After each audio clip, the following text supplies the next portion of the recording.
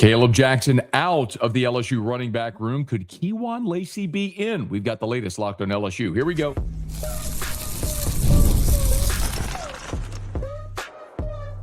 You are Locked on LSU, your daily podcast on the LSU Tigers. Part of the Locked on Podcast Network, your team every day. Okay, let's get it. It is Locked on LSU, your team every day. I'm your host, Matt Moscona. Thanks so much for making us your first listen. We're free, available wherever you get great podcasts, of course, on YouTube as well. So please subscribe. As always, one of the fastest ways to help us grow is by leaving your comments below. So thank you sincerely for that. Thank you for helping make the Locked on Podcast Network the #1 sports podcast network in the world. Got a lot of running back discussion today with Kaleb Jackson announcing he's entering the transfer portal. I should clarify, Kaleb Jackson didn't make the announcement. It came via Hayes Fawcett at On 3, reporting that Kaleb Jackson will, in fact, enter the portal. I don't know that this is a tremendous surprise. The quick catch-up for those that aren't familiar, Kaleb Jackson was a 4-star, signed out of Liberty Magnet in Baton Rouge, signed with LSU in the class of 2023. He had pretty explosive freshman year with some highlight reel plays. He scored 4 rushing touchdowns, and he dump trucked defenders from Auburn and Mississippi State in what became viral clips. Then going into his sophomore year, he was everybody, by the way, hand in air, yours truly included, a choice to be the breakout star offensively, and it just didn't happen. Caden Durham had the amazing freshman season in 2024, where he led LSU in rushing. He was freshman All-SEC. And Kaleb Jackson was sort of relegated to a backup role. And, Kaleb Jackson, to his own credit, when he met with reporters this past spring, said point blank he was not going to transfer when the spring portal window opened.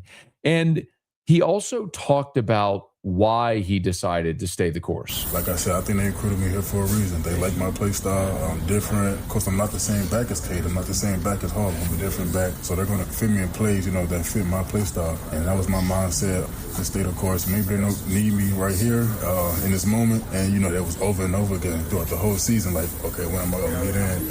Okay, and then the whole season passed. And then it was like, okay, maybe I don't belong. And maybe I should do this. Maybe I should do that.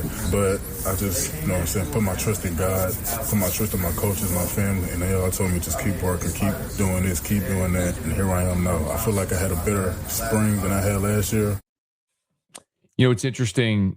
I thought it was a very self-aware conversation that Kaleb Jackson had in the spring where he talked about maybe reading his press clippings after his freshman year, being a little overweight, not being in great shape, not working as hard, which maybe led to that sophomore slump, but looked really like he was poised for a fantastic sophomore season, and even said this. Of course, my family is from here, from Baton Rouge, Louisiana, so having them in my circle at all times is always amazing. Having to be able to go home, talk to my mama, have to talk to my grandma, have to talk to my father, and all that type of stuff. It really sets my head straight, and makes me want to go harder just for them, just so I can do it in my home state. As a kid from Baton Rouge, Louisiana, went to school down the street. I'm saying that played an impact when we wanted to stay here and just keep going. He's an easy guy to cheer for. Unfortunately, it just didn't work out this season for Kaleb Jackson. Of course, Caden Durham returned, Harlem emerged, and when JT Lindsey was suspended, they moved Juwan Johnson back to running back, and he took on a bigger role in the offense. And we just saw Kaleb Jackson not really have an impact, even with some early opportunities. And so they made a decision partway through the season after he played in 4 games not to play him for the remainder of the season. Then GM Austin Thomas confirmed that to me, that they had made that decision. Now, Kaleb, as it was told, would have played if LSU needed him. If they needed him out on the field, he would have played. But if they could preserve the year, they would, like they did a year ago with West Weeks late in the season when he had injuries. So Kaleb was ready and willing to play if they needed him, but ultimately they were trying to preserve the year. They did. So he has 2 years of eligibility remaining wherever he goes. But with Kaleb Jackson leaving, this leaves LSU dangerously thin at running back. Remember, Juwan Johnson's already entered the portal or has declared his intention to enter the portal, and now Kaleb Jackson as well. So that leaves you with Caden Durham as a junior and Harlem as a sophomore. That's 2 running backs. LSU did not sign a running back in the early signing period for the 2026 class, and there's no real targets out there for LSU ahead. So this is an opportunity for Lane Kiffin where you have really two options. One is you wait and see what happens with JT Lindsey. Remember, JT Lindsey would have been a freshman this year at LSU, but he was arrested. And being that he was charged with a felony, he was declared ineligible. That's per LSU athletic department rules or university rules. So we're still waiting for that case to be litigated, similar to Trey Holly before him. If JT Lindsey is allowed to return to the football team, great. Then you add another scholarship back there. If not, you're still sitting there with just Durham and Harlem Berry. But Lindsey's one option. The other is you go in the transfer portal and you try to go ham in the transfer portal, which is very likely what we're going to see LSU do. Not likely. It's what we're going to see LSU do. We've had this conversation a little bit here about LSU's NIL budget and their opportunity in the transfer portal being such a differentiator for Lane Kiffin, when he took this LSU job. And he talked about at his introductory press conference having interest from players while he was at Ole Miss, and he thought about, man, when you can actually, convince guys, you had to convince guys at Ole Miss, and now at LSU, when you have Tiger Stadium and the logo, as he put it, and the NIL opportunities that LSU has, it's going to be much easier, even still, to recruit players via the portal. I had one administrator tell me on Friday that the exact word this person used via text regarding the transfer portal on January 2nd when it opens was that it was going to be, the word used was explosive, that January 2nd was going to be explosive. So I think LSU is primed for a really big transfer portal window. And yes, running back is going to have to be a part of that because you're not going into the season with only two. So the real question now is, who might you add and who's going to be coaching the running backs? And might those two go hand in hand? I'll explain what I mean with an update on Ole Miss running backs coach Kevin Smith and Ole Miss running back Kiwan Lacy. That's next as we continue Locked on LSU, your team every day. Let's talk about something most men don't bring up, but absolutely should. Stress from work, money, life, it doesn't just switch off at night. And when it shows up at the worst possible time, Rouge Yet Ready is designed to help you take back control. Rouge Yet Ready is a next-generation prescription treatment created to support both the brain and the body, so you can feel present, confident, and ready when the moments matter. See, you connect with a board-certified doctor online, and everything ships to you discreetly to your door. And Rouge Yet Ready combines 3 clinically proven ingredients in 1 mint that dissolves under your tongue so it absorbs fast. Most men are ready in about 15 minutes on average, so you can stay present, confident, and in control when the moment is right. If you've been thinking about taking the next step, now is the time. Head to rougiet.com/lockedoncollege. That's RUGIET.com/lockedoncollege to get 15% off your order for a limited time. Rouge Yet Ready. Feel present, feel confident, feel ready. Today's show is also brought to you by FanDuel. NFL Sundays move fast. One big play, suddenly everything feels different. That's what makes live betting with FanDuel so exciting. You're not just watching the game, you're reacting to it in real time. With FanDuel, you can place bets as the action unfolds. Every drive, every momentum swing, every highlight moment. Live betting is the best way when the game starts to keep up with the shifts. When a receiver gets hot, the defense tightens up, the momentum flips after a turnover, and FanDuel lets you jump into those moments. Live spreads and money lines adjust instantly. Player props update as guys heat up. You can bet next touchdown scorers, drive results, totals, so much more, and it keeps you locked into every snap, every drive, every possibility. So if you want to be right in the middle of the action this season, visit FanDuel.com and place your NFL live bets all season long. FanDuel, the game moves fast, and so can you. And finally, we're brought to you by Aura Frames. The holidays are officially here, which means gift hunting season is on. And if you want something meaningful, personal, and guaranteed to get a reaction, Aura Frames is the gift that delivers every time. It's not just something you wrap, it's a way to share your memories, because Aura isn't your average picture frame. You can preload the frame with photos before gifting it, so when they plug it in, the memories, are already there. There's no apps to figure out. There's no setup headaches, just instant smiles. It's perfect for almost anyone in your family. If it's grandparents or parents or newlyweds, basically anyone who loves photos, like my wife, which is why we have one of these frames in our den. And you get endless uploads of pictures and 30-second videos through the Aura app. For a limited time, save on the perfect gift by visiting auraframes.com to get $35 off Aura's best-selling Carver mat frames, named #1 by Wirecutter, when you use the promo code COLLEGE at checkout. That's AURAFrames.com, promo code COLLEGE. This deal is exclusive to listeners, and frames sell out fast, so order yours now to get it in time for the holidays. Support the show by mentioning us at checkout. Terms and conditions apply. We have been following here ever since Lane Kiffin was hired. What's next for LSU interim head coach and running backs coach Frank Wilson? And it's totally understandable that this is going to be a conversation that we continue to have as we move throughout this entire process, because Frank Wilson is someone that I think we all understand, respect, revere. He's a guy who is Louisiana through and through, bleeds purple and gold, is in his second stint at LSU, is leading this team right now as the interim head coach, and has said that he would like to be back if they'll have him back. But that's, of course, not Frank Wilson's decision. Now, I've given you the example before of Blake Baker. It's very clear that Lane Kiffin made it a priority to retain Blake Baker, so much so that they ended up paying him north of $3 million to prevent him from taking a head coaching job at his alma mater. Blake Baker was a priority. And then subsequently, retaining Corey Raymond and Kevin Peoples and Jake Olson was a priority for that defensive staff. If retaining Frank Wilson was a priority for Lane Kiffin, it would have already happened. Remember, Frank Wilson earlier this week when he met with reporters via Zoom before the Texas Bowl was asked about his future. Well, that isn't something that, we've had conversations. And for me and for Coach Kiff, it's let's play this game on the 27th, and we'll go into those details later.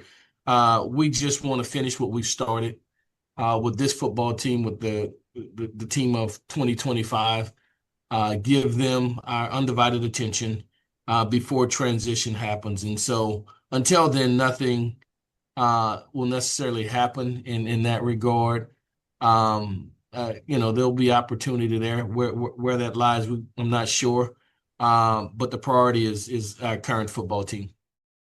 That's very non-committal, right? We played that in a few previous episodes. If you're an everydayer, you've already heard that clip. But it's very relevant, right? When you just contrast it to the energy that LSU put into retaining Blake Baker, clearly the same emphasis isn't there on retaining Frank Wilson. It's not to say he won't be retained, but clearly there's a different priority right now. And we know what that priority is. It's Kevin Smith. So for Lane Kiffin, he's had Kevin Smith with him the last 9 years as his running backs coach. Kevin Smith was with him at FAU for 3 years, then the last 6 years at Ole Miss. Kevin Smith's son was sitting next to Knox Kiffin at Lane Kiffin's introductory press conference.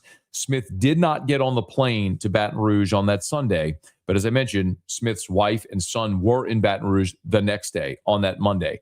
And as I understand it, they were moving forward as if they were going to come to Baton Rouge, looking at schools and different things like that. So all of those circumstantial pieces of evidence were there that Smith eventually would be coming to Baton Rouge. Well, earlier this week, there was a report from the Northeast Mississippi Daily Journal that said they had obtained MOUs, Memorandum of Understanding, for Kevin Smith, among others, to remain at Ole Miss. Well, that led a lot of people to believe that maybe Smith was, in fact, intending to stay with Pete Golding in Oxford, and that might leave the door open for Frank Wilson to remain at LSU if Smith doesn't come to Baton Rouge. Well, Pete Golding was given a press conference in advance of the college football playoff, and he was asked specifically about the latest with Kevin Smith. Kevin's coaching his ass off right now and getting us prepared for the games. Kevin's very mature about the situation from the very beginning, from that Sunday. He's like, hey, I'm here, I'm all in, and I'm going to figure this out in January when everybody else does.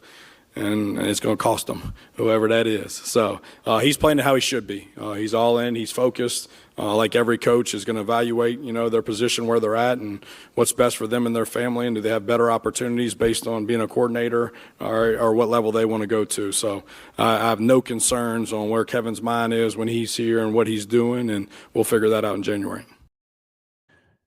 Similar to Frank Wilson being non-committal about being back, Pete Golding there was non-committal about Kevin Smith being back, which in many respects kind of tells you the story. When he says, we'll figure that out in January and it's going to cost him wherever that may be, it really feels like Pete Golding, if you're reading the tea leaves there, is telling you he's expecting Kevin Smith to be gone. Now, I did have a conversation on Friday about that soundbite, which came from Thursday afternoon when Pete Golding met with reporters.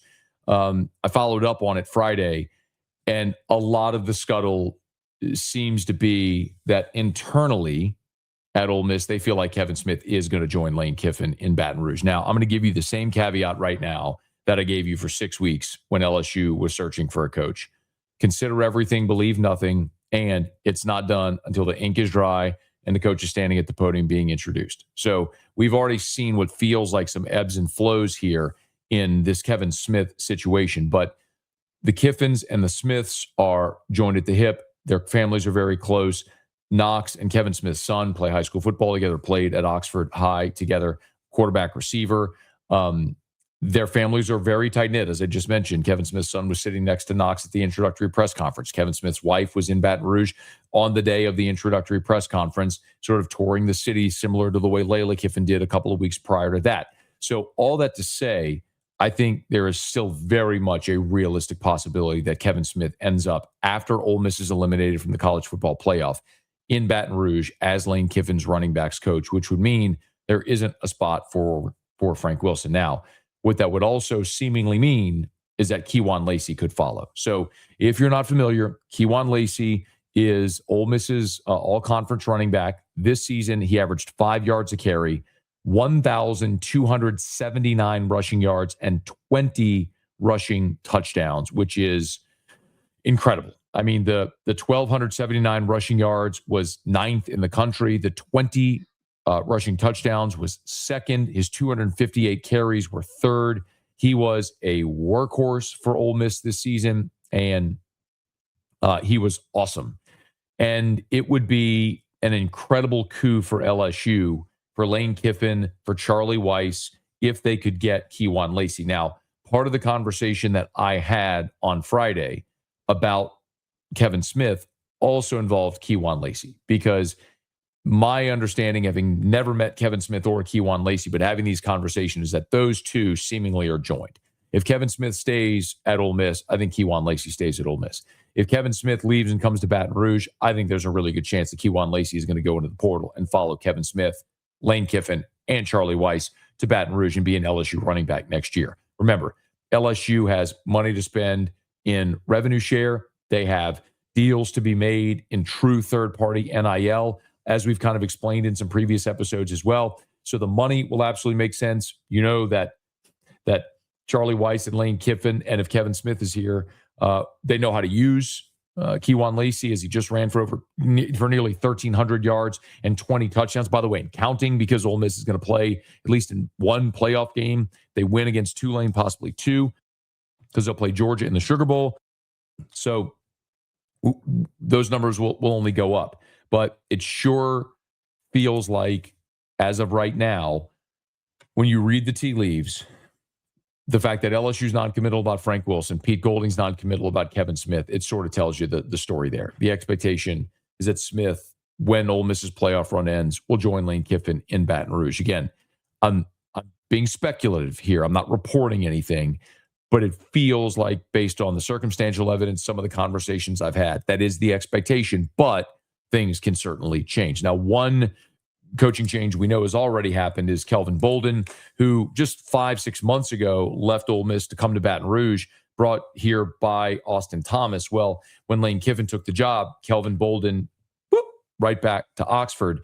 And Pete Golding did talk about getting Kelvin Bolden back on staff. Obviously, KB and I have a great relationship, but I make sure I'm not here to hire my friends. It has nothing to do with that. And I was just really impressed with the relationships he's built, especially in this state over the years. I loved his energy and passion for this place when he was here. I think it created another opportunity for him when he went somewhere else based on his son, which I really respected. Because part of my decision to come here initially was for my family. And so I think when family is important to people, it speaks to their character. And so his son just signed his basketball scholarship last week, which was awesome to see, and is going to go to college. So I think that was a pit stop. And so, this place is really special to KB, and he's invested a lot here, and he wants to finish this thing the right way. So we're super excited to have him back.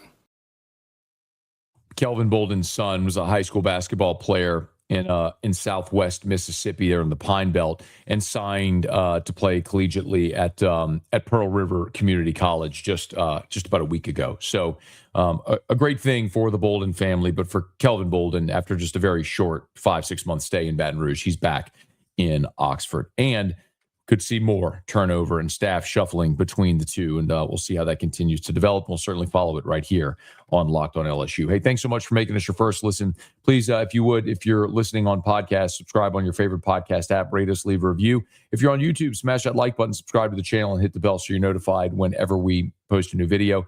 And let a friend know that if they love the Tigers, we got you here every single day for Locked On LSU. It's your team every day.